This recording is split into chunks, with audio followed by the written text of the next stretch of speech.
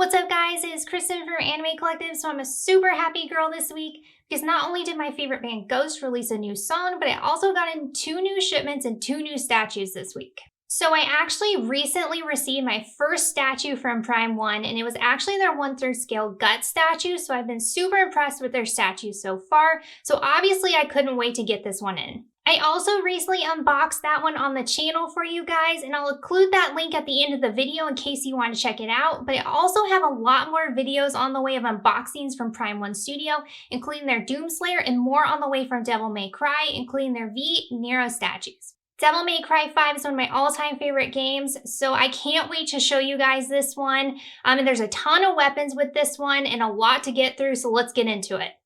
Before I show you guys the box and pieces, I want to give a shout out to Comic Concepts because I purchased this statue from them, and it's actually the site I buy most of my licensed statues from. They have amazing customer service, great selection, and cheaper shipping rates, especially if you are based in the US like me, from studios like Prime 1, Figurama, and more. But definitely check them out at the link in the description below because they are an awesome place to buy licensed statues from. To kick things off, I want to quickly show you guys the one box this statue arrived in, and it has images of the statue on the front and back, and then images of ebony and ivory on the sides, while the Devil May Cry 5 logo is on the top. Inside there was a foam insert separated into 2 sections. I had no breakages or damages to report, so everything was packaged really well by Prime 1. And here's a quick look at the instruction manual, which made assembling a breeze, and they also included images of where the pieces were placed in the foam insert, so if you move or need to transport the statue, you can easily see where the pieces go.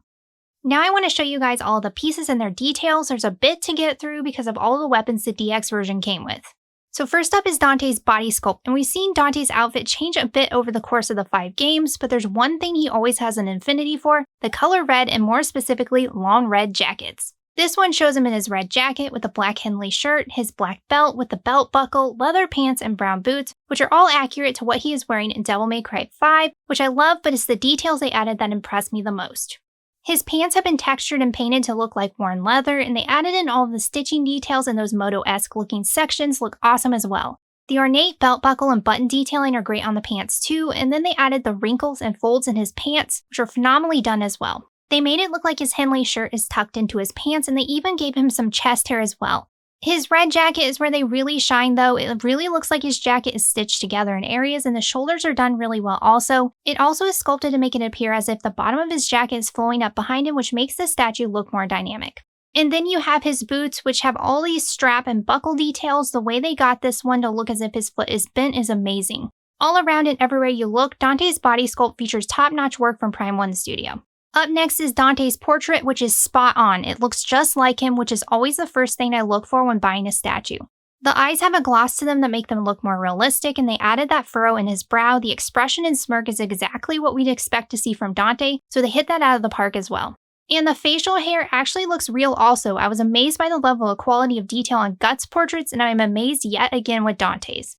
As far as the hair goes, I personally don't have any issues with it being sculpted because it would be really hard to get Dante's hair right without using synthetic hair since it's so flowy and long. I personally wasn't about to pay $4,299 though to get that Black Label statue with the synthetic hair. Granted, that one has a much larger scale and has a lot that's different about it, but in my opinion, the head sculpt on this one is super realistic for a fraction of the cost. I think what they achieved with the hair by sculpting it though is really well done, even though it was something I had to get used to at first. There are a total of 3 arm swap outs that come with this statue. The first shows him holding ivory, and I'll show you the up-close details of that one when I show you guys all of the weaponry, but they even included veins on all of his arms, and the paint job all around is really nice. Another arm shows him doing that like come at me pose with his hand. I really love the way the statue looks with this one in particular because it adds more personality. But you can see the glove details here and all of the different textures they achieved, from the leather to the cloth to his skin and the zipper details. Everything is just done so exceptionally well. And the third one is this straight out arm pose that is used to display different weapons. Up next is the weaponry, which the DX version comes with an absolute arsenal, but these first 4 I'm going to show you come with both the standard and deluxe versions. First up are his pistols, ebony and ivory. By the way, all of the weapons come with hands that are sculpted directly onto them and key into his arms. Since he has a glove on, you can't see any seam lines, which is nice. Both pistols have text decals that are accurate to what we see in the game, and the portraits on the grips are added as well. But I absolutely love the way these look when they are on display, and I also love how they sculpted his hands as if they're about to pull the trigger. The next weapon is the shotgun or Coyote A, but it has the double barrels, which are painted to look like metal, and you have these wood textures as well. When this thing faces you, it really looks like you're staring down the barrel of a shotgun. Honestly, despite its scale, I don't even like standing in front of this thing because it looks so realistic. But I think this is the weapon that adds the most depth to the statue, so keep that in mind if you're looking to display the statue with this one. It also comes, of course, with Dante's signature sword, Rebellion, actually 2 versions, one that can key into his back and another that he can hold. They are unique because they are made fully out of die-cast metal. Because of this, they really shine nicely in the light. The skull details as well look really cool, especially the horned demon skull. One thing I will say is that I had trouble putting the one that keys into his back on, just somewhat finicky to get that into his back, so something to keep in mind, and be careful that you don't hit the bottom of his jacket while doing so. This small skull here keys into Dante's back to hide the notch that Rebellion keys into when you don't have it on display, but this was a smart way to hide that on the statue. Alright, so up next is the main reason I got the Deluxe, all of the extra swap outs, so these next ones are Deluxe exclusives. First up is the rocket launcher Kalina Ann 2. This thing looks like it would cause some mayhem like its title states it would. They added decals to this one that match what is seen on the one in the game, which are an awesome touch. The overall look is really accurate, and the way they achieve the patterning seen on it is nice as well. Oh, and the spear at the front is made of die-cast metal and it is removable. Dante's Devil Sword also came with the DX version, and the way they got this sword's cracked lava look is unbelievable. It just looks and feels like raised lava rock. The red jewel on the pommel of the sword is painted in metallic paint to give it the appearance and shine of a jewel. The talons as well as the feather and heavily scaled looking skin that make up the handguard of the blade look realistic as well thanks to the texturing and paintwork.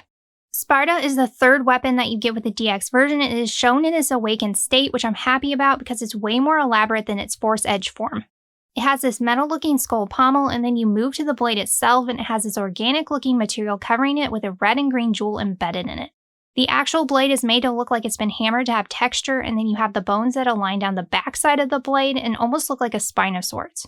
Again, all of the different textures here they use to make each individual element look real is incredible, whether it be organic or inorganic, all the way down to the skull pommel. Finally, the Deluxe came with a red orb. The way they got this crystalline effect by casting it in clear resin is nice, and I like the blood red color they painted it in. The base they added to it is detailed thanks to the line work they included, so it looks great when displayed alongside the statue. This is one of the feathered wings of the Impusa that you add to the base. One thing I'll say is that you can see a seam line when you key this into the base, but I'm glad they sculpted this separately because if they didn't, it almost assuredly would have came broken during shipment. With that said, I'm not all that upset about the seam line because it was a smart decision to make it this way, but the colors are bold and I love that the paint changes from deep to light blues, and the feather details are flawlessly done as well. The Impusa's hands also came separately sculpted. They have this almost human-like appearance to them in terms of their structure that has always creeped me out, and they added a gloss finish to these as well as some blood speckle details that look great. The base came with a ton of detail on it because it has an Impusa whose head has been split in half in the Klepoth roots. I want to start with the Impusa because this is one of my favorite things about this statue. It's absolutely grisly looking with all 3 faces and the pinchers, and the way they painted it gives it this slimy, glossy look. It's even more gruesome with the blood and the split in its center of its head. The way they achieve that split open look is incredible because you can see the halves of its brain and they look mortifyingly real. The spikes on the head are all sculpted nicely too. Also adding a strong look to the base are the Klepoth roots, which are wrapped around it. The paintwork on these roots is top notch, the shade of the blue and the red they chose are bold, and these make a statement. I love the color they add to the more realistic look of the statue, and they have just an otherworldly look to them with the sheen and the vein details they added to make them pop. The base itself though is made of rocky earth and various broken pieces of rubble and metal or rods that further hone in the fact that a fight just took place. But all of these additions on the base are great and further set the scene. Now that we've taken a close look at all the pieces, let's assemble the statue. As Brad's assembling, I want to give my review of this statue. As always, I mentioned specific issues in regards to paintwork or sculpting if there are any, which luckily nothing to report here, as well as any seam lines that may be visible as I'm showing you guys the pieces, but I want to talk about my overall thoughts on this one.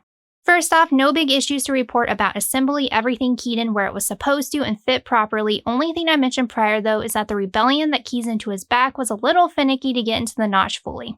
Not a huge issue because it eventually fit, but just something to keep in mind. All in all though, this statue was easy to assemble. In regards to concept and design, I personally prefer this statue over Prime One's Black Label statue of Dante. I like the pose he is in better in this one. I'm personally not usually a fan of museum-like poses though, so this is something that is definitely subjective. Also, the base detailing is just really nice, and I love all of the more gruesome details on this one, and the paintwork and the texturing is incredible. By the way, this one is in 1/4 scale, whereas the black label is in 1/2 scale, and this statue's price starts at $1,149 for the deluxe and $899 for the standard, whereas the black label starts at $4,299, and the cheaper version, the high definition museum masterline Dante, is $2,699. Bottom line though, this one is such a high quality statue that has a ton of details on it and the likeness is spot on, so I actually recommend just going with this one. For me, I always look for a statue that really celebrates the character and the series they are from, and this one of Dante does just that. It highlights the feel of the game, and Dante looks as if he was pulled out of the screen and brought into the real world. Overall, another beautifully made statue from Prime 1 Studio, and now I really can't wait for the rest of the Devil May Cry 5 statues I have on pre-order to arrive.